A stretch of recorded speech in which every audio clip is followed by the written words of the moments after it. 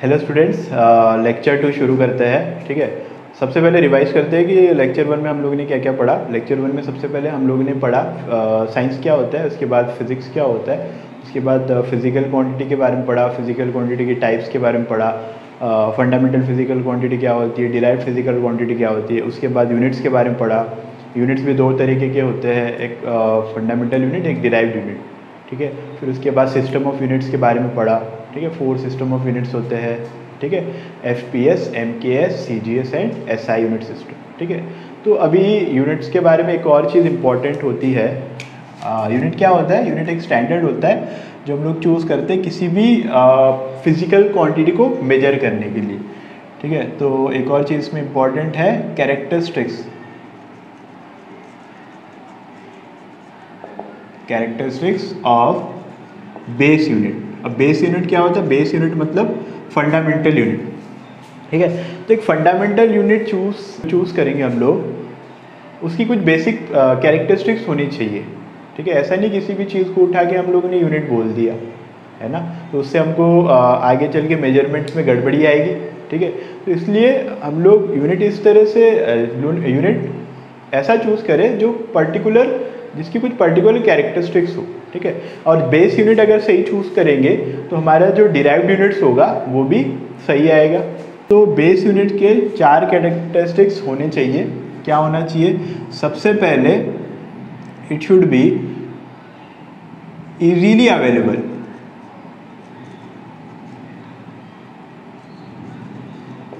It should have मतलब easily accessible होना चाहिए। इजीली एक्सेसिबल होना चाहिए, हर जगह पे वो मिल जाना चाहिए। ठीक है, it should be well defined. Second property होनी चाहिए, सेकेंड कैरेक्टरिस्टिक्स होनी चाहिए कि it should be well defined. अच्छी तरह से डिफाइंड होना चाहिए कि किस चीज़ को हम लोग यूनिट बोल रहे हैं। ठीक है, थर्ड कैरेक्टरिस्टिक्स होनी चाहिए कि इट शुड बी इनवेरिएबल।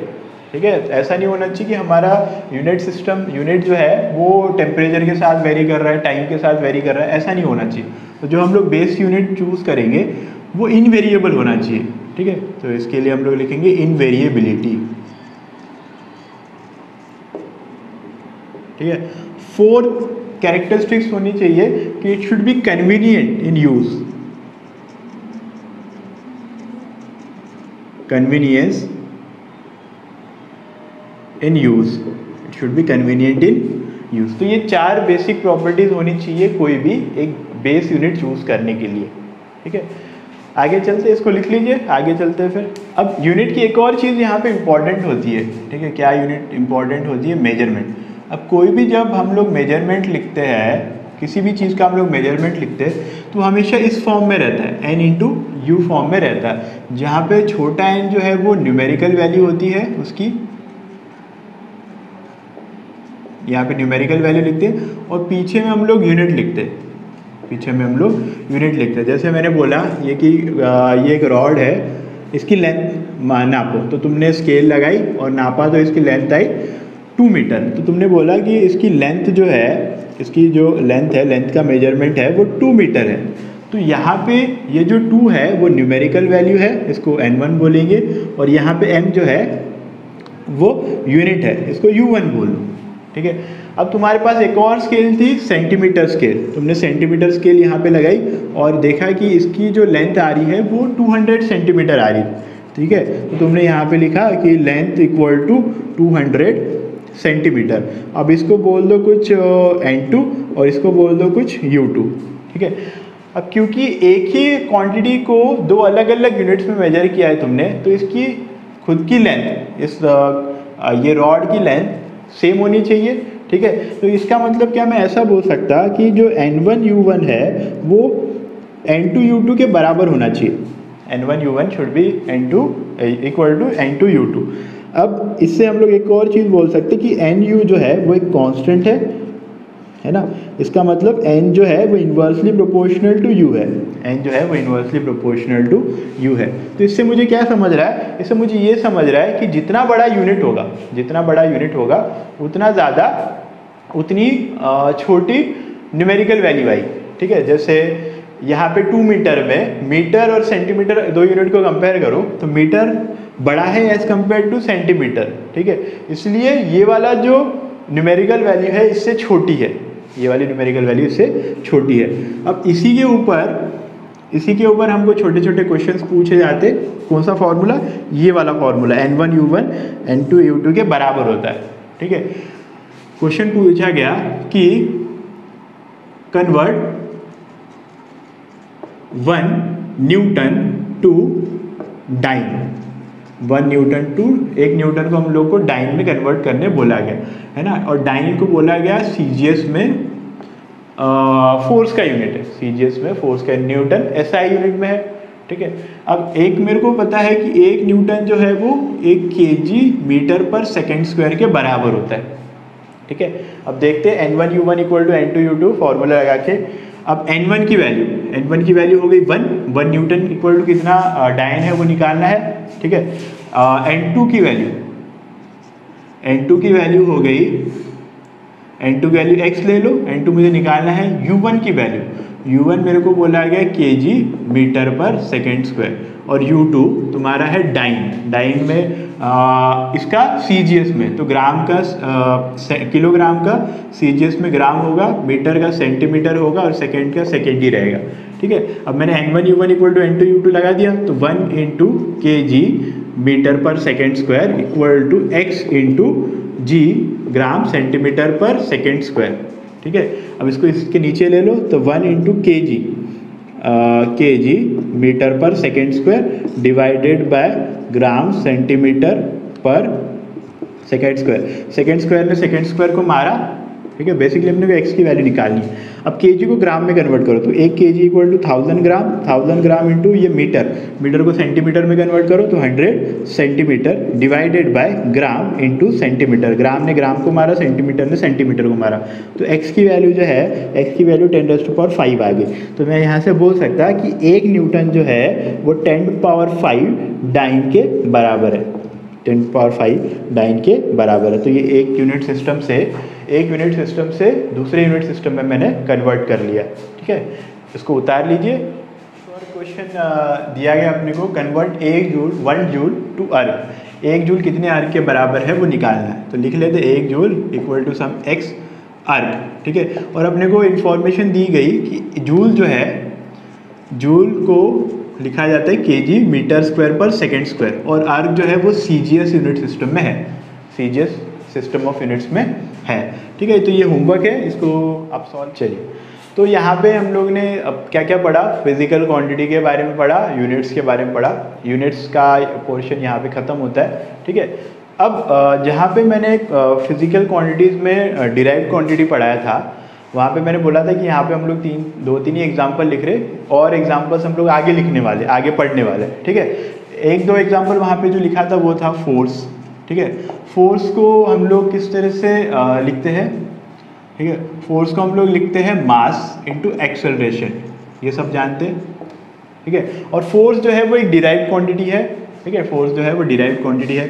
अब मैं ये देखना चाहता हूँ कि यार फोर्स किस किस फंडामेंटल क्वांटिटीज़ पे डिपेंडेंट है, तो मैंने मास लिखा है यहाँ पे, मास पे तो डिपेंडेंट है ही। एक्सेलरेशन को हम लोग बोल सकते हैं वेलोसिटी डिवाइडेड बाय टाइम बोल सकते। अब वेलोसिटी को क्या बोल सकते हैं? डिस्टेंस डिवाइडेड बाय टाइम, तो यहाँ पे डिस्टेंस मतलब लेंथ डिवाइडेड बाय टाइम, तो यहाँ पे length divided by time square हो गया। तो ये हो गया तुम्हारा फोर्स। इसको और अच्छे से इस तरह से लिखते, mass into length into time raised to power -2।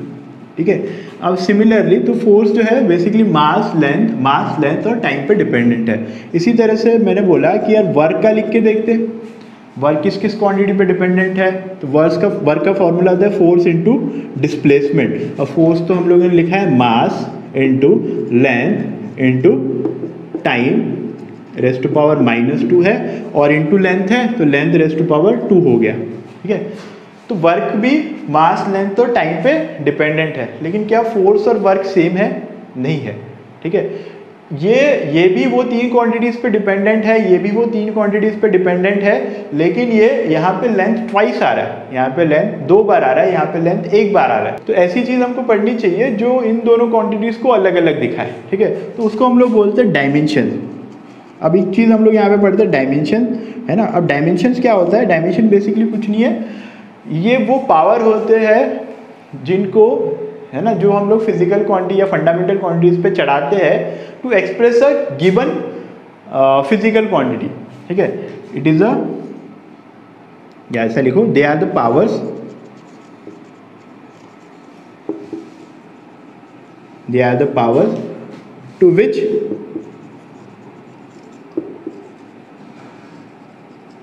fundamental quantities must be raised in order to obtain a derived quantity। ठीक है, तो फोर्स के डायमेंशन क्या हुए, मास का पावर 1, लेंथ का पावर 1 और टाइम का पावर -2।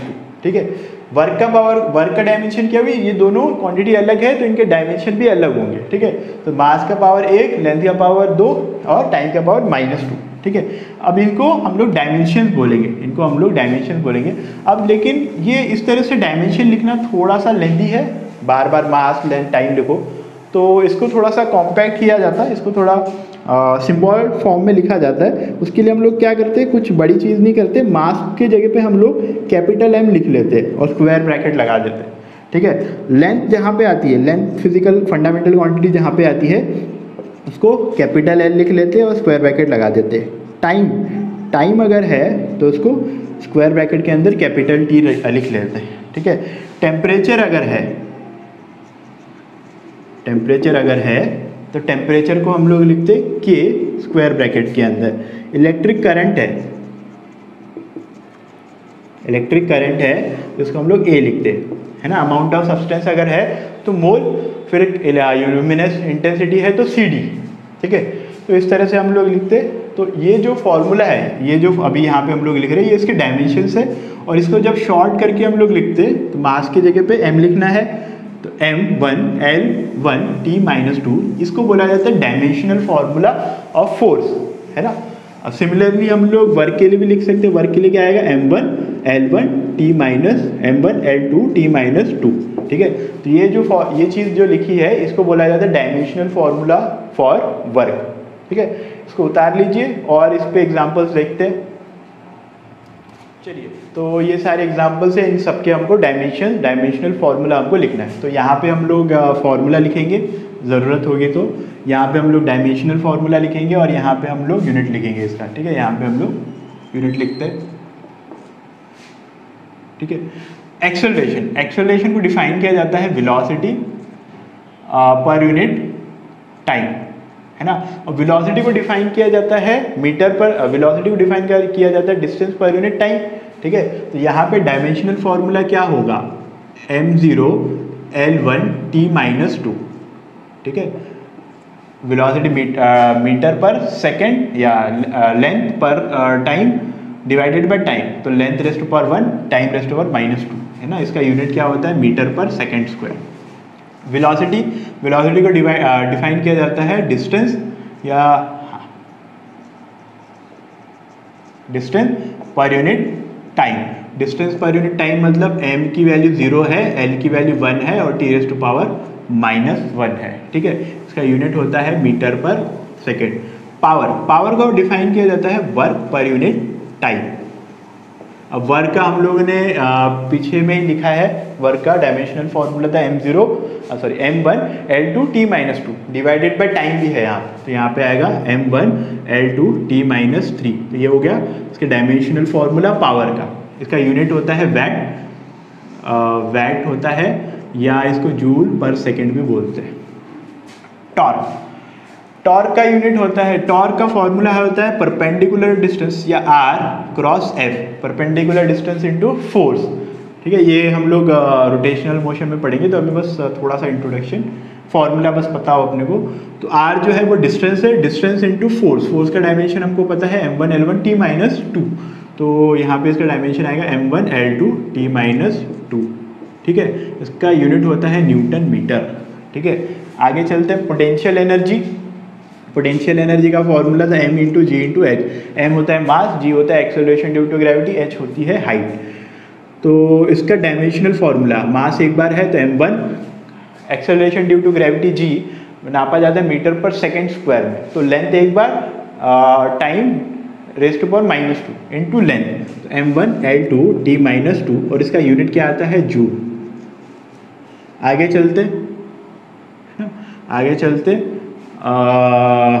आगे क्या है काइनेटिक एनर्जी। काइनेटिक एनर्जी का हाफ mv², हाफ का तो कोई यूनिट नहीं होता, m मास है तो यहाँ पे डायमेंशनल फार्मूला में मास एक बार आएगा, और वेलोसिटी का स्क्वायर है तो metre square divided by time square, तो L2 t -2, ठीक है, तो इसका भी जूल आता है यूनिट। अब अगर तुमने ध्यान से देखा होगा तो वर्क का यूनिट भी जूल होता है, पोटेंशियल एनर्जी का यूनिट भी जूल होता है, काइनेटिक एनर्जी का भी यूनिट जूल होता है, आगे हम हीट एनर्जी पढ़ेंगे उसका यूनिट भी जूल होता है। तो जिनके भी यूनिट सेम होते हैं उनका डायमेंशनल फार्मूला भी सेम होता है। तो वर्क का formula, dimensional formula, kinetic energy का डायमेंशनल फार्मूला और पोटेंशियल एनर्जी का डायमेंशनल फार्मूला तीनों एक ही होगा, ठीक है। चलो आगे चलते। डेंसिटी को डिफाइन किया जाता है मास पर यूनिट वॉल्यूम, है ना। तो मास एक बार, लेंथ -3 बार, और टाइम तो है ही नहीं, और इसको हम लोग नापते हैं kg/m³। आगे चार्ज के लिए कोई फॉर्मूला पता हो करंट के टर्म में, तो चार्ज को डिफाइन किया जाता है इलेक्ट्रिक करंट इनटू टाइम, या इलेक्ट्रिक करंट को डिफाइन किया जाता है rate of flow of charge, ठीक है। तो वहाँ से हम लोग चार्ज को बोल सकते हैं इलेक्ट्रिक करंट इनटू टाइम, ठीक है। तो उसका यूनिट क्या लिखेंगे, इसका डायमेंशनल फार्मूला करंट का होता है डायमेंशन A1, देखो पलटा के देखो, इलेक्ट्रिक करंट का एक फंडामेंटल क्वांटिटी, इसका डायमेंशनल फार्मूले में A आता है, ठीक है। टाइम T1, तो यहाँ पे हो गया ये, इसका यूनिट आता है एम्पियर, इसका यूनिट आता है कूलम। आगे चलते हैं पोटेंशियल को डिफाइन किया जाता है work burden per unit charge, अब वर्क का डायमेंशनल फार्मूला हमको पता है m1 L2 t -2 divided by charge का यूनिट क्या होता है, चार्ज का डायमेंशनल फार्मूला है A1 t1, ठीक है। इसका डायमेंशनल फार्मूला चेंज होके क्या हो जाएगा, इसका डायमेंशनल फार्मूला यहाँ पे -3 आ जाएगा और यहाँ पे A-1 आ जाएगा, तो ये हो गया पोटेंशियल का डायमेंशनल फार्मूला। इसका यूनिट होता है वोल्ट। आगे चलते रेजिस्टेंस को हम लोग लिखते हैं पोटेंशियल डिवाइडेड बाय करंट, अब पोटेंशियल हम लोग ने ऊपर ही लिखा है, तो m1 L2 t -3 A-1 divided by current is A1, है ना। तो यहाँ पे हमारे पास क्या आ जाएगा, A⁻² हो गया। तो इसको नापते हैं हम लोग ओम में। आगे चलते फ्रीक्वेंसी को डिफाइन किया जाता है 1/टाइम पीरियड से, ठीक है। फ्रीक्वेंसी इक्वल टू होता है 1/टाइम पीरियड, तो टाइम पीरियड का यूनिट होता है सेकेंड, तो इसका डायमेंशनल फार्मूला होगा m0 L0 और t⁻⁻1, 1/टाइम है ना। तो इसको नापते हैं हर्ट्स में। आगे चलते हैं स्ट्रेन एक नई क्वांटिटी है जिसके बारे में तुमने नहीं पढ़ा होगा, हम लोग आगे इलास्टिसिटी चैप्टर में पढ़ेंगे। स्ट्रेन को डिफाइन किया जाता है जैसे कोई रबर वाली चीज़ है, जब मैं उस पर फोर्स लगाता हूँ तो उसकी लेंथ चेंज होती है, तो स्ट्रेन को डिफाइन किया जाता है change in length divided by उसकी खुद की ओरिजिनल लेंथ, ठीक है। और ये आता है change in length divided by original length. अब इसका ऊपर भी लेंथ है नीचे भी लेंथ है, ठीक है। तो ऊपर वाले लेंथ नीचे वाले लेंथ को कैंसिल कर दिया, तो इसका डायमेंशनल फार्मूला क्या आ गया, डायमेंशनल फार्मूला आ गया m0 L0 t0 सब 0, और ये एक यूनिटलेस क्वांटिटी है। चलो आगे चलते हैं यंग्स मॉड्यूलस। अब यंग्स मॉड्यूलस तुमने नहीं पढ़ा, लेकिन अगर मैं यहाँ पे फार्मूला तुमको बता दूँ तो तुम डायमेंशनल फार्मूला निकाल सकते हैं, ठीक है। तो मैंने यंग्स मॉड्यूलस का फार्मूला था FL/A डेल्टा L, और L को इसके नीचे लेके आओगे तो स्ट्रेन बन जाएगा, ये वाले L को इसके नीचे लेके आओगे तो स्ट्रेन बन जाएगा। तो यंग्स मॉड्यूलस को डिफाइन किया जाता है stress divided by strain, stress बोला जाता है फोर्स पर यूनिट एरिया को, ठीक है। अभी उसमें नहीं चलते हम लोग, वो इलास्टिसिटी में पढ़ेंगे। अब बेसिक इसका डायमेंशनल फार्मूला बताओ, ठीक है। तो इसका डायमेंशनल फार्मूला आएगा, बोलो इसका L और डेल्टा एल बाय एल का तो कुछ नहीं आएगा, बचेगा क्या, फोर्स पर यूनिट एरिया। तो फोर्स का होता है m1L1 T-2 divided by L-2, तो यहाँ पे आ जाएगा ये डिवाइडेड बाय L2, ठीक है। तो m1L-1 T-2 है ना, ये डायमेंशनल फार्मूला हो गया। और स्ट्रेस को हम लोग लिखते हैं न्यूटन पर मीटर स्क्वायर से, ठीक है। तो ये बेसिक एग्जांपल्स है इसके।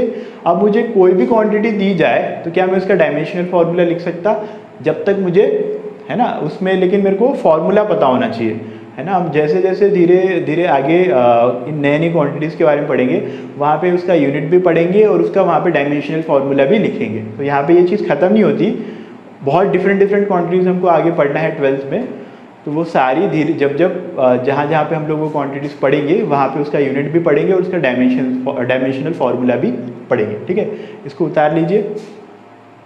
आगे चलते हैं यूजेस ऑफ डायमेंशनल एनालिसिस या यूजेस ऑफ डायमेंशन, ठीक है। यूजेस ऑफ डायमेंशन या डायमेंशनल एनालिसिस के यूजेस, है ना। अब कोई भी चीज़ पढ़ना बेकार है जब तक उसका कोई यूज़ ना हो, ठीक है। तो डायमेंशनल एनालिसिस का या डायमेंशंस का बहुत ज़्यादा इम्पॉर्टेंट यूज़ होता है। उसके 3 इम्पॉर्टेंट यूजेस है जो हम लोग इसमें पढ़ेंगे। सबसे पहला यूज़ है इसका टू चेक द वैलिडिटी, या टू चेक द वैलिडिटी नहीं, sorry, to check the correctness of a given physical equation। अब इसका इंग्लिश नहीं समझा होगा तुमको, ठीक है। जैसे मेरे को कोई भी एक इक्वेशन दे दी, v इक्वल टू मान ले u प्लस 80 है, ये मेरे को पता है कि ये इक्वेशन सही है, लेकिन मुझे बोला गया कि तुम क्या करो, चेक करके बताओ कि ये इक्वेशन सही है कि नहीं है, डायमेंशनली ये चेक करके बताओ इक्वेशन सही है कि नहीं है। यहाँ पे एक प्रिंसिपल यूज होता है जिसको हम लोग बोलते हैं principle of homogeneity, principle of homogeneity, ठीक है। अब प्रिंसिपल ऑफ होमोजेनिटी बहुत सिंपल सा है, बोलता है कि एक क्वांटिटी को उसकी सिमिलर टाइप की क्वांटिटीज के साथ ही ऐड कर सकते हैं, ठीक है। पहले लिख लेते फिर समझते हैं। क्वांटिटी या a quantity can be added और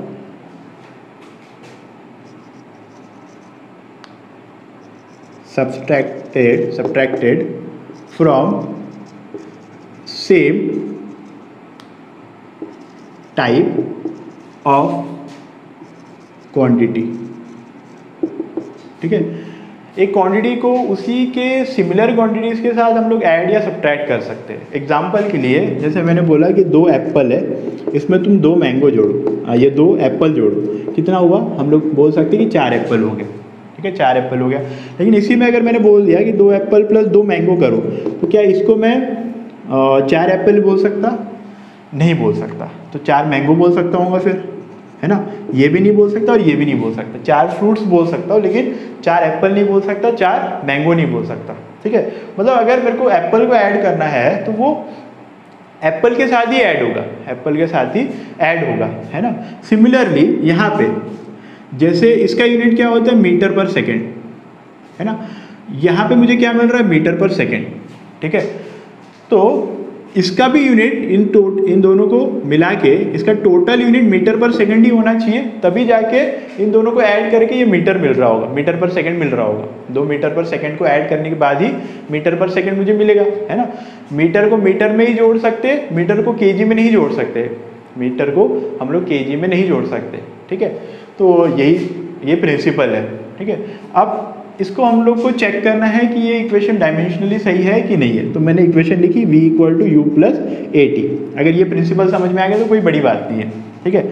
तो कुछ नहीं करना, दोनों साइड डायमेंशंस ले लो, दोनों साइड डायमेंशंस ले लो। तो मैंने यहाँ पे लिखा वेलोसिटी का डायमेंशन, वेलोसिटी का डायमेंशन होता है L1 t-1, ठीक है। यहाँ पे इनिशियल वेलोसिटी का डायमेंशन भी L1 t-1 होता है, है ना। अब AT का डायमेंशन करके देखते, एक्सेलरेशन का डायमेंशन इंटू टाइम का डायमेंशन। एक्सेलरेशन का dimension is L1 t-2 into t1, तो यहाँ पे आ जाएगा L1 t-1। तो देखो ये L1 t-1 को ऐड कर रहे हैं हम लोग L1 t-1 से, तो हमको L1 t-1 ही मिल रहा है ना। तो ये है प्रिंसिपल ऑफ होमोजेनिटी। तो इससे हम लोग बोल सकते हैं कि ये जो इक्वेशन है वो डायमेंशनली सही है। डायमेंशनली सही होने के लिए क्या होना चाहिए, सेम टाइप की क्वांटिटी को सेम टाइप की क्वांटिटी के साथ जोड़ना चाहिए और उसी तरह की क्वांटिटी आनी चाहिए ऐड करने के बाद, ठीक है। तो ये है डायमेंशन, ठीक है। आगे चलते एक और एग्जांपल देख सकते हैं हम लोग इसमें।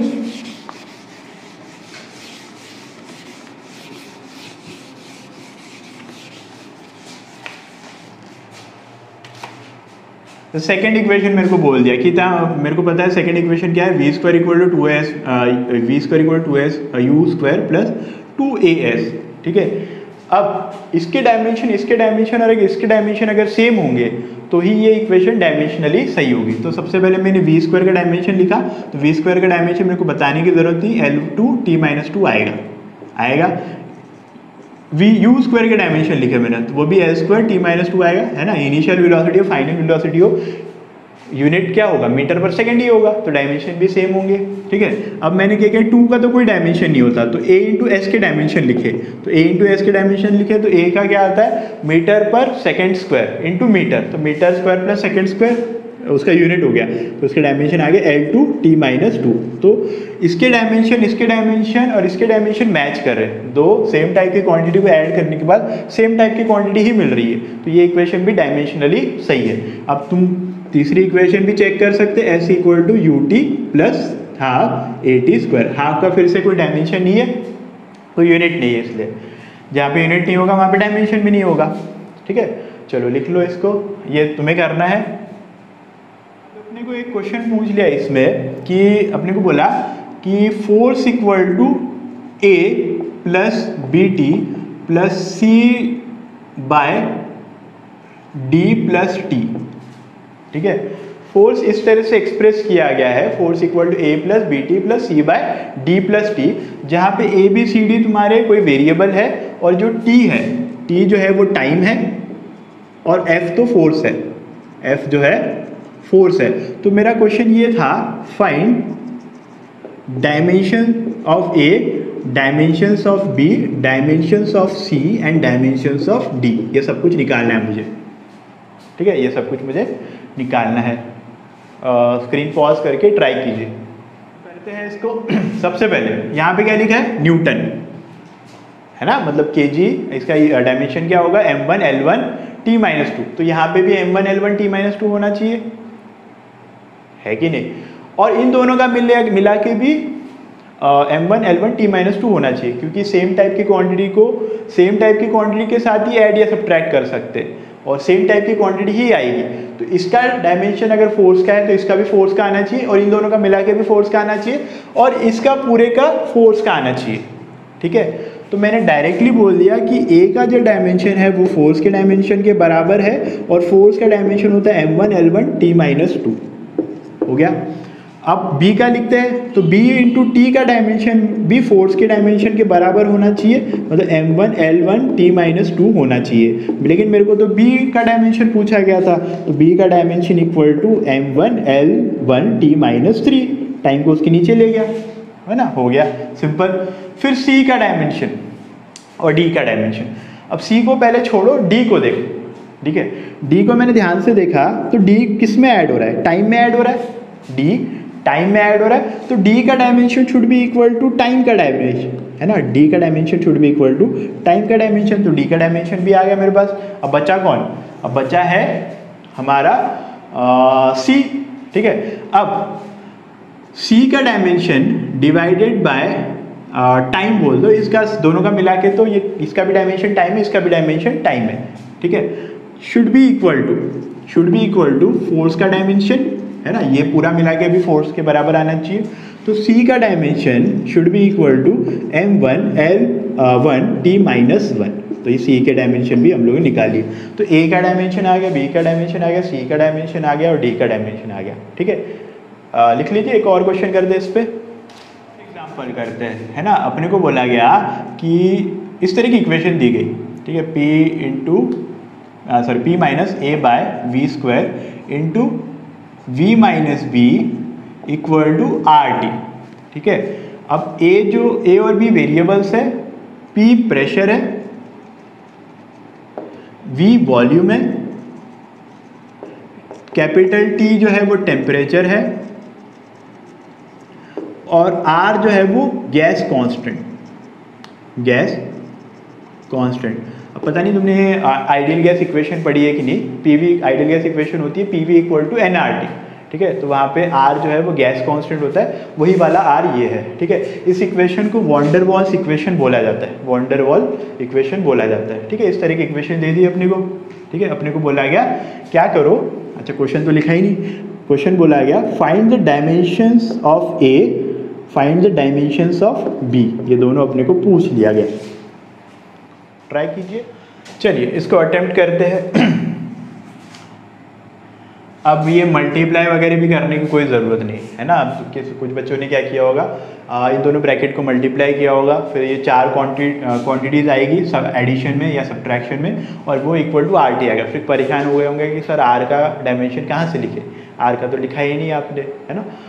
वो भी लिखना कोई बड़ी बात नहीं है, P V equal to NRT जब मैंने फॉर्मूला बता दिया तो वहाँ से तुम आर की डायमेंशन निकाल सकते हैं, लेकिन वो लंबा मेथड हो गया। तो दिमाग लगाते कि V जो है ना, B जो है उसको किस में ऐड कर रहे हैं, वॉल्यूम में, है ना। तो B का डायमेंशन वॉल्यूम के डायमेंशन के बराबर होना चाहिए और वॉल्यूम का डायमेंशन होता है L3। तो B का डायमेंशन सीधा सीधा L3 आ गया, खत्म। आगे चलते, अब P को ऐड कर रहे या A बाई वी स्क्वायर को ऐड कर रहे तुम P में। ठीक है, तो A बाई वी स्क्वायर का डायमेंशन प्रेशर के डायमेंशन के बराबर आना चाहिए। ठीक है, तो मैंने लिखा A बाय वी स्क्वायर के dimension should be equal to pressure के डायमेंशन। ठीक है, प्रेशर के डायमेंशन। अब प्रेशर जो होता है वो फोर्स डिवाइडेड बाय एरिया होता है।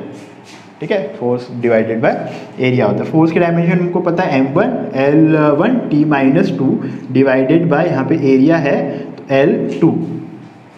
ठीक है, तो यहाँ पे आ जाएगा हमारे पास M1 L minus 1 T minus 2। ठीक है, ये आ गया हमारे पास। हमको क्या पूछा गया था, A बाई वी स्क्वायर के डायमेंशन। अब V इज L क्यूब का स्क्वायर, L⁻⁶। ठीक है, तो A का dimension should be equal to, mass वास में तो कोई चेंज नहीं हो रहा, तो M1 L⁻⁶ into L minus 1। ठीक है, तो L⁵ इंटू T माइनस 2। ठीक है, ये हो गया A के डायमेंशन। तो A के डायमेंशन आ गए और B के डायमेंशन आ गए। ठीक है, तो ये पहला यूज़ था, है ना। अब इसके सेकंड यूज़ पे चलते हैं हम लोग, लिख लीजिए इसको। ठीक है, सेकंड यूज़ है to derive the relation between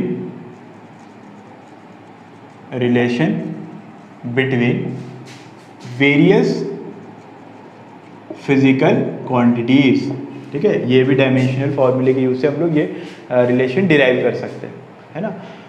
जैसे क्वेश्चन के फॉर्म में करते, मेरे को बोला गया कि जो है ना, एक बोला गया, थोड़ा इन्फॉर्मेशन दिया गया कि एक पार्टिकल जो है वो सर्कुलर मोशन में घूम रहा है, एक पार्टिकल सर्कुलर मोशन में घूम रहा है, और ये देखा गया कि सर्कुलर मोशन में उस पर एक फोर्स लग रहा है सेंटर की तरफ, जिसको सेंट्रीपिटल फोर्स बोला गया, इसको सेंट्रीपिटल फोर्स बोला गया। FC मतलब लिख लेते हैं यहाँ पे, सेंट्रीपिटल फोर्स। ठीक है, सेंट्रीपिटल फोर्स बोला गया। अब बोला गया कि ये जो सेंट्रीपिटल फोर्स है, ये देखा गया कि ये जो है वो स्पीड बढ़ाने की वजह से बढ़ रहा है, स्पीड बढ़ाने की वजह से बढ़ रहा है, स्पीड चेंज करने पे बढ़ रहा है। तो force is found proportional to V। ठीक है, फिर ये देखा गया कि फोर्स जो है वो बॉडी के मास पे भी डिपेंडेंट है, और ये देखा गया कि जो फोर्स है वो डायरेक्टली प्रोपोर्शनल है किस रेडियस के सर्कल में वो घूम रहा है उस पर। ठीक है, तो ये अपने को इन्फॉर्मेशन दी गई कि सेंट्रीपिटल फोर्स नाम का फोर्स जो है वो V पे, M पे और R पे प्रोपोर्शनल है, लेकिन उसमें V कितने बार आ रहा है, M कितने बार आ रहा है, R कितने बार आ रहा है, नहीं दिया हमको। ठीक है, तो हमको बताना है कि यार फोर्स फोर्स का फॉर्मूला क्या आएगा, फोर्स का फॉर्मूला क्या आएगा, फोर्स मास वेलोसिटी और रेडियस पे किस तरह से डिपेंडेंट होगा। तो इसको हम लोग डायमेंशनल फॉर्मूले की हेल्प से निकाल सकते हैं, ठीक है। तो मैंने बोला कि चलो ठीक है, फोर्स जो है वो डायरेक्टली प्रोपोर्शनल टू तुम्हारा वेलोसिटी है, मास है और आर है, लेकिन ये कितने बार आ रहा मुझे नहीं पता, ठीक है। मास आगे लिखते, मास अच्छा लगता है, एम आर और यहाँ पे वी लिख दिया, ठीक है। मास कितने बार आ रहा नहीं पता, तो उसको पावर ए ले लिया। आर रेडियस कितने बार आ रहा नहीं पता, तो मान लिया कि 2 बार आता होगा, आर स्क्वायर आता होगा, आर क्यूब आता होगा, है ना, तो उसका पावर बी ले लिया। और ये नहीं पता कितने बार आया, तो इसको पावर सी ले लिया, ठीक है। अब ये लेने के बाद मैंने बोला force equal to some K M raise to power A R raise to power B V raise to power C, ये होगा, ठीक है। अब यहाँ पे क्या लिखा है, फोर्स, तो यहाँ पे भी फोर्स लिखा होना चाहिए, डायमेंशनली सही होना चाहिए कि यहाँ पे फोर्स है, तो ये यहाँ पे भी फोर्स ही आना चाहिए, ठीक है।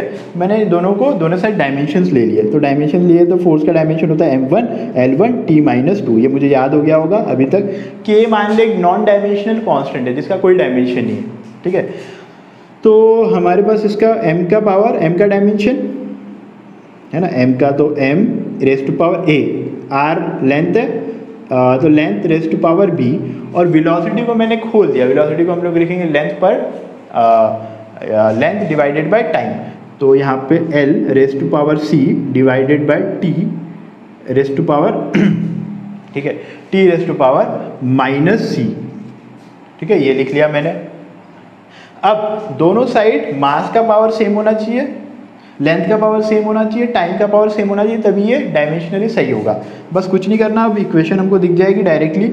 अब यहाँ से देखो m के पावर कंपेयर करो, m के पावर अगर कंपेयर करोगे तो तुम्हारे पास है ना, m के पावर कंपेयर करो तो m raise to power 1 should be equal to m raise to power a, तो a की वैल्यू कितनी आ गई 1, ठीक है। आगे चलते अभी लेंथ के पावर कंपेयर करो, तो यहाँ पे L रेज टू पावर 1 है और यहाँ पे तुम्हारे पास L raise to power B, और यहाँ पे ये C वाला भी है, तो B प्लस C, तो B प्लस C मैं बोल सकता इक्वल टू 1 है। B कितना है नहीं पता, C कितना है नहीं पता। चलो आगे चलते, फिर टाइम, यहाँ पे टाइम का पावर -2 है और यहाँ पे टाइम का पावर -C है ना, और कुछ नहीं है और कुछ नहीं है, बस हो गया, ठीक है। तो यहाँ पे मैंने बोला ठीक है ऐसा है, तो C की वैल्यू 2 हो गई, C की वैल्यू यहाँ से मैं 2 बोल सकता। अब C की वैल्यू यहाँ पे पुट करो C की वैल्यू जब यहाँ पे पुट किया तो B की वैल्यू आ गई हमारे पास -1, B की वैल्यू आ गई -1।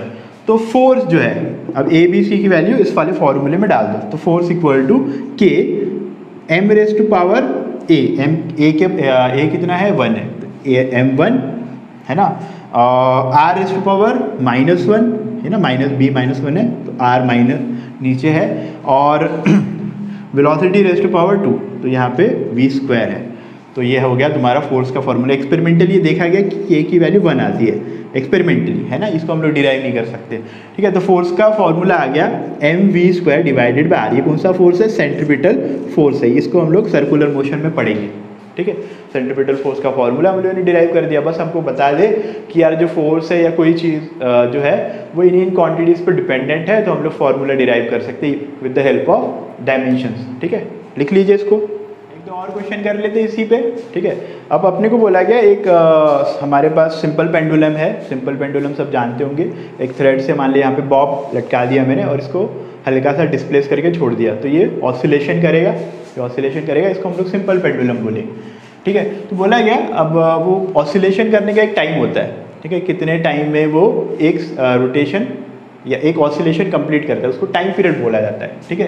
तो बोला गया कि वो सिंपल पेंडुलम में जो टाइम पीरियड है वो देखा गया कि डायरेक्टली प्रोपोर्शनल है या प्रोपोर्शनल है लेंथ पे, मतलब अगर तुमने लेंथ चेंज कर दी सिंपल पेंडुलम की तो टाइम पीरियड चेंज होगा, ये बोला गया, ठीक है। फिर तुमको बोला गया कि टाइम पीरियड जो है वो डायरेक्टली प्रोपोर्शनल है ग्रेविटी की, है ना, अगर मून पे लेके गए तो टाइम पीरियड चेंज हो जाएगा, ये हमको इन्फॉर्मेशन दी गई। तो अपने को बोला गया कि तुम क्या करो, with the help of dimensions find out the formula for time period, find out the formula for time period of simple pendulum, ठीक है। अब मैंने पूरा क्वेश्चन नहीं लिखा है, मैंने बोल दिया है, तो तुम लिख सकते हो कॉपी में, ठीक है। चलो, तो ऐसा हो गया, ठीक है। मेरे को पता नहीं कि यार, मेरे को पता है कि लेंथ आ रहा है, ग्रेविटी आ रहा है, लेकिन ये कितने बार आ रहा है, ये कितने बार आ रहा है, नहीं पता, ठीक है। तो पावर लेना पड़ेगा, तो मैंने इसको कंबाइन किया, तो T is directly proportional to L raise to power कुछ A G raise to power B, ठीक है। अब एक कांस्टेंट लगाना पड़ेगा जिसके कोई डायमेंशन वायमेंशन नहीं होंगे, क्योंकि प्रोपोर्शनैलिटी हटानी है, तो k into L raise to power A into G raise to power B, ये कर दिया अपन ने। अब यहाँ पे टाइम के डायमेंशन आनी चाहिए, तो टाइम का डायमेंशन इज 1 है ना, और k का तो एक नॉन डायमेंशनल क्वांटिटी है, ठीक है। नॉन डायमेंशनल क्वांटिटी या नॉन डायमेंशनल कांस्टेंट बोलो, वो ज़्यादा सही रहेगा। और यहाँ पे लिखा मैंने L raise to power A और G raise to power B, तो जी को मैंने लिखा एल, जी क्या है, acceleration due to gravity. Acceleration due to gravity और एक्सेलरेशन का यूनिट सेम होता है मीटर पर सेकेंड स्क्वायर, तो उसका डायमेंशन भी सेम होगा। डायमेंशन कितना होगा, L1 T -2, ठीक है। तो यहाँ पे मैंने लिखा L1 मतलब L raise to power B, T-1 मतलब T race to power -2b, ठीक है। ये कर दिया। अब बस कुछ नहीं करना है, कंपेयर कर दो। तो यहाँ पे मैंने देखा कि L raise to power a plus B into T raise to power -2b equal to T raise to power 1, ठीक है। तो मैंने कंपेयर किया तो यहाँ पे ऐसा बोल सकते कि एल रेस टू पावर 0 है, तो एल के पावर जब कंपेयर किया तो मेरे पास आ गया कि a plus B should be equal to 0, तो b should be equal to -a, एक इक्वेशन मतलब है ना, एक रिलेशन मिला। फिर टाइम के पावर कंपेयर करो, टाइम के पावर कंपेयर किए तो यहाँ पे मेरे पास आया 1 इक्वल टू -2b, तो b की वैल्यू आ गई -1/2।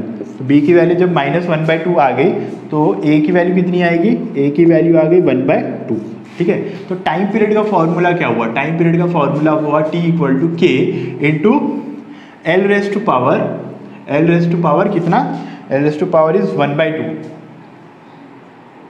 1/2 into G raise to power -1/2। अब इसको कंबाइन करके हम लोग ऐसा लिख सकते हैं k into under root of L by G, जहाँ पे L length of simple pendulum है, G acceleration due to gravity है, ठीक है। एक्सपेरिमेंटली, फिर से बोल रहा हूँ मैं, एक्सपेरिमेंटली है ना, ये हम लोग डायमेंशनल फार्मूले से k की वैल्यू नहीं निकाल सकते कभी भी, तो एक्सपेरिमेंटली देखा गया कि k की वैल्यू 2π के बराबर आती है। तो टाइम पीरियड का फॉर्मूला आता है t equal to 2π under root of L by G. अगर बोर्ड्स वगैरह में पूछता है तुम्हें डायमेंशनल एनालिसिस से निकालो, तो तुम यहाँ तक करोगे तो भी सही है, ठीक है, यहाँ तक करोगे तो भी सही है।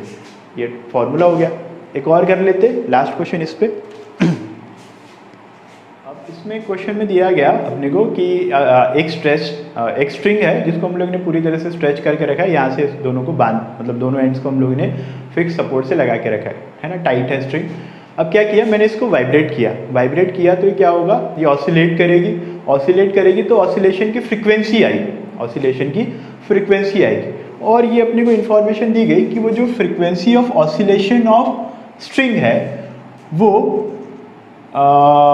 डिपेंड कर रहा है कि उस रस्सी में टेंशन फोर्स कितना है, उस रस्सी को कितना खींच के रखा है तुमने। रस्सी को जब खींचते हैं तो रस्सी में एक फोर्स आता है जिसको टेंशन फोर्स बोलते हैं, तो रस्सी में टेंशन फोर्स कितना है, और वो इस बात पे भी डिपेंड कर रहा है कि रस्सी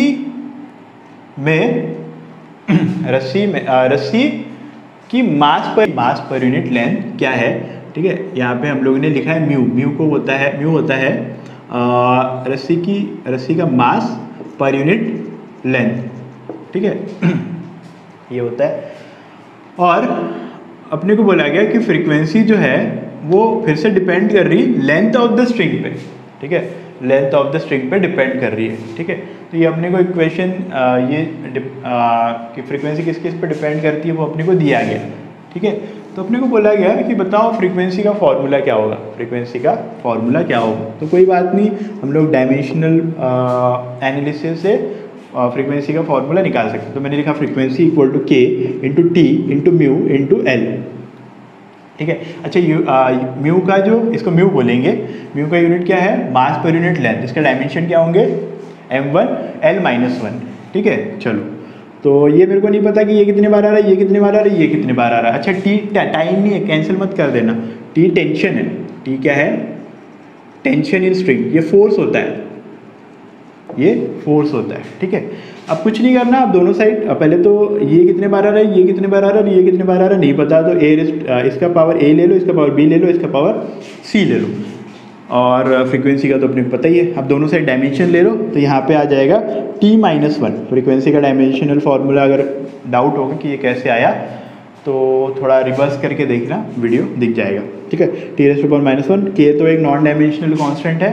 ठीक है, और t मतलब फोर्स है, m1 l1 t-2, m1 l1 t-2, और यहाँ पे म्यू की वैल्यू आएगी m1 l-1 और इसका पावर ये यहाँ पे a पावर, यहाँ पे b पावर, और l मतलब length raise to power c। ठीक है, ये फॉर्मूला हो गया। क्या इनको कंपेयर करके a b c की वैल्यू निकाल सकते है ना? क्या इनको कंपेयर करके a b c की वैल्यू निकाल सकते? तो a b c की वैल्यू अपने को निकाल लेनी है। ठीक है, a की वैल्यू निकाल लेनी है, b की वैल्यू निकाल लेनी है और c की वैल्यू निकाल लेनी है। ठीक है, देता f इक्वल टू आता है k divided by l into under root of t by mu, ये फॉर्मूला आता है। ठीक है, to convert one system of unit to another, एक सिस्टम से दूसरे सिस्टम में कन्वर्ट कर सकते हैं हम लोग। ठीक है, अब इसको कैसे करें है ना, एग्जाम्पल के लिए लिखते है ना, एग्जाम्पल। अब मेरे को बोला गया कन्वर्ट, वही वाला एग्जाम्पल लेते जो मैंने होमवर्क दिया था, कन्वर्ट जूल टू अर्ग है ना, वो वाला सबसे पहले लेते। ठीक है, ताकि हमको आंसर भी पता चल जाए, चेक कर सके हम लोग कितना आता है। एग्जाम्पल में बोला गया कन्वर्ट जूल 1 जूल टू अर्ग। ठीक है, अब जूल जो है, जूल क्या किसका यूनिट है? वर्क का यूनिट है। अर्ग भी वर्क का यूनिट है ना, और लेकिन ये CGS में होता है और ये जो है वो SI यूनिट सिस्टम में होता है। ठीक है, अब मैंने बोला 1 इंटू, डायरेक्ट में फॉर्मूला लिख रहा हूँ यहाँ पे 1, यहाँ पे n1 u1 equal to n2 u2 वाला फॉर्म लिखेंगे हम लोग। यहाँ पे n1, यहाँ पे डायमेंशंस डायमेंशंस लिखेंगे तो यहाँ पे लिखा m1 l2 t-2, ये वर्क का डायमेंशन है ना, और क्योंकि ये अलग सिस्टम में है तो इसको SI सिस्टम लिख लिया। इक्वल टू, मेरे को पता नहीं कितने अर्ग होता तो यहाँ पे x लिख लिया है ना, और यहाँ पे m1 l2 t-2, लेकिन ये किस में होना चाहिए? ये होना चाहिए CGS में। ठीक है, तो x की वैल्यू आ जाएगी, इसको साथ में लिखूँ क्या? अच्छा चलो, m1 l2 t-2 divided by m1 l2 t-2, लेकिन ये SI में है और ये CGS में है। ठीक है, अब इसमें इसको इस तरह से लिखो, जो SI में है उसको CGS में कन्वर्ट करो ताकि कैंसिल हो जाए। ये मास है, मास का पावर 1। ठीक है, मास का पावर 1, तो यहाँ पे यूनिट लिख लो, यहाँ पे मास का पावर 1, तो हाँ, तो kg मतलब 1000 ग्राम डिवाइडेड बाय, ये ग्राम ही है ना, इसका पावर 1। लेंथ पावर 2, लेंथ कितना है? लेंथ ऊपर तो SI में है तो मीटर, तो 100 सेंटीमीटर डिवाइडेड बाय सेंटीमीटर इसका स्क्वायर। ठीक है, बाद में तो टाइम ही है तो t second divided by second raise to power -2, वो कैंसिल ही हो जाएगा। ठीक है, यहाँ पे हमारे पास आएगा, ग्राम ने ग्राम को मारा, सेंटीमीटर ने सेंटीमीटर को मारा, और इसका रेज़ टू पावर 4 हो गया। 4 × 3 = 7, 10 raise to power 7 is answer. तो x की वैल्यू आ गई 7। ठीक है, तो हम लोगों ने बोला कि 1 जूल जो है वो 10 रेज़ टू पावर 7 अर्ग के बराबर है। ठीक है, तो ये हमारे पास आंसर है पिछले क्वेश्चन का। ठीक है, लिख लीजिए इसको भी। ये बेसिकली यूनिट्स वो जो हम लोग ने n1 u1 equal to n2 u2 पढ़ा वही है। ठीक है, क्वेश्चन करते हैं इसी पे। ठीक है, मेरे को इसमें g की वैल्यू दी गई, क्वेश्चन में g की वैल्यू दी है। g होता है यूनिवर्सल ग्रेविटेशनल कांस्टेंट। ठीक है, capital G universal gravitational constant, और इसकी वैल्यू है 6.67 × 10⁻⁻11। ठीक है, यूनिट होता है इसका newton metre square per coulomb, newton metre square divided by kg square है ना, ये इसका यूनिट है। ठीक है, अब अपने को बोला गया कन्वर्ट, ऐसा question, what will be it's value in CGS system. CGS system में कितनी वैल्यू होगी वो अपने को निकालने बोला गया। तो ट्राई कीजिए, फिर मैं करके देता हूँ इसको। कैसे करेंगे, पहले इसका यूनिट देखो। क्या यूनिट से इसके डायमेंशन लिख सकते हो तुम? बिल्कुल लिख सकते हो। तो डायमेंशन ऑफ G आ जाएगा। देखो इसका डायमेंशन क्या आएगा, न्यूटन का क्या लिखेंगे, m1 L1 T-2 into L2 divided by m2, है ना। तो इसका डायमेंशन आ गया m-1 L3 T-2। तो ये हो गया G के डायमेंशन। जब एक बार ये आ गया तो फिर बाकी कुछ नहीं है, बाकी तो सिंपल ही है। तो मैंने बोला ये 6.67 इंटू 10⁻11 m-1 L3 T-2 इन किस में, SI यूनिट सिस्टम में should be equal to x, value कितनी नहीं पता, x इंटू CGS में भी m-1 L3 T-2, ठीक है, ये CGS में होनी चाहिए, ठीक है। अब कुछ नहीं करना, इसको उधर भेज दो। तो यहाँ पे आ जाएगा 6.67 इंटू 10⁻11 और यहाँ पे, ठीक है, यहाँ पे आ जाएगा, इसको साथ में ही लिख लेता हूँ मैं, ठीक है। इसका मास का आ जाएगा kg मतलब 1000 gram divided by gram rest power -1, ठीक है, इनटू लेंथ का क्यूब, लेंथ का मतलब 100 सेंटीमीटर डिवाइडेड बाय सेंटीमीटर इसका क्यूब इंटू टाइम तो सेकंड में ही है, टाइम का कोई दिक्कत ही नहीं है। तो t⁻² मतलब second divided by second rest power -2। तो ये इसने इसको मारा, ग्राम ने ग्राम को मारा, सेंटीमीटर ने सेंटीमीटर को मारा। यहाँ पे हो गया, ग्राम ने ग्राम को मारा, इसने इसको मारा अभी। तो यहाँ पे 10⁻³ है नीचे में, यहाँ 10⁻6 है ऊपर में। तो ये कैंसिल होके यहाँ पे बचेगा 10⁻3। तो ये जो x हम लोग निकाल रहे थे, कहाँ गया x, हाँ, तो x की वैल्यू आ जाएगी 6.67 इंटू 10⁻11 इंटू 10⁻6 -3, है ना।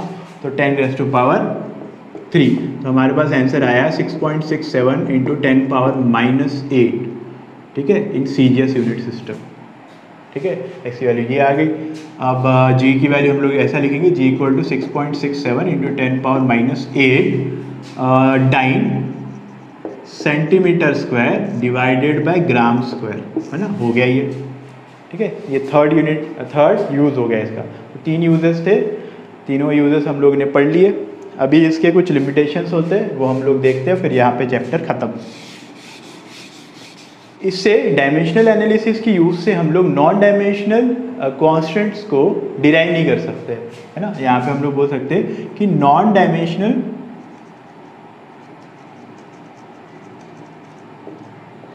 Constants can not be derived. अब नॉन डायमेंशनल कांस्टेंट क्या होता है, जैसे कोई भी न्यूमेरिकल वैल्यू, है ना, कोई भी न्यूमेरिकल वैल्यू हो गया, पाई हो गया, ई हो गया, है ना, ई, ये वाला ई छोटा, ठीक है, ये सब नॉन डायमेंशनल कांस्टेंट, इनके कोई डायमेंशन नहीं होते, तो उनको हम लोग डिराइव नहीं कर सकते, वो रिलेशन हम लोग डिराइव नहीं कर सकते। और इसमें जैसे मैंने ये इक्वेशन यूज़ की थी, v इक्वल टू u+at, ठीक है, इसको हम लोग ने डायमेंशनली चेक किया था और वो सही आई थी। लेकिन इसी में अगर मैं यहाँ पे 280 लिख दूँ तो क्या ये रिलेशन फिजिकली सही है? नहीं, फिजिकली सही नहीं। लेकिन अगर डायमेंशनली चेक करोगे तो डायमेंशनली सही आएगा, तो इसका ये ड्रॉबैक है, ठीक है। तो equation can be dimensionally correct but it might not be physically correct, है ना, it might not be physically correct, ठीक है, ये होता है। ये एग्जांपल सेकंड, ठीक है। नॉन डायमेंशनल कांस्टेंट क्या क्या है लिख लेना, पाई हो गया, न्यूमेरिकल कोई भी वैल्यू ले लो, ई ले लो, लॉग ले लो, लॉग कोई कांस्टेंट की कांस्टेंट वैल्यू का, ठीक है, ये हो गया। फिर equations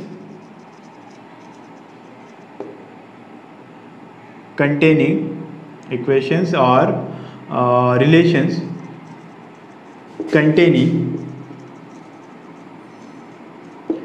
containing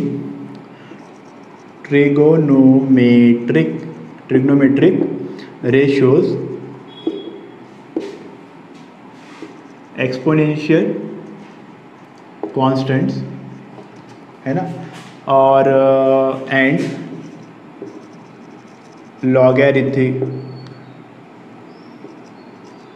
logarithmic quantities, logarithmic terms cannot be derived from this dimensional analysis, है ना।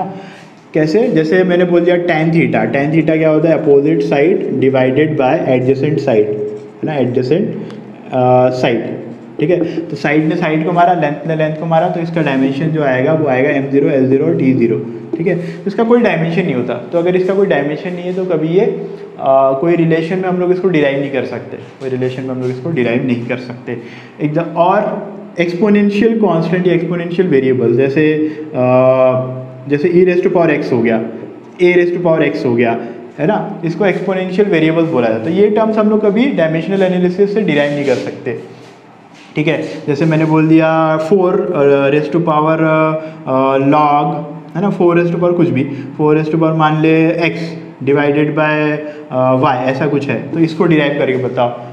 डायमेंशनल एनालिसिस से कभी ये डिराइव नहीं कर सकते, ठीक है। ये हो गया आता है if a physical quantity depends on more than 3 physical quantity या फंडामेंटल फिजिकल क्वांटिटी, then